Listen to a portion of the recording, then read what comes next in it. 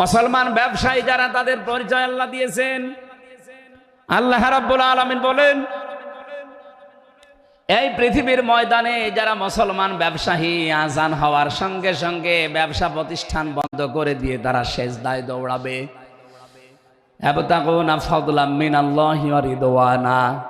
এখানে আল্লাহ দুইটা শব্দ ব্যবহার করেছেন। আল্লাহর ফজল যদি কেউ চায় তাহলে অবশ্যই তাকে মসজিদে যাওয়া লাগবে।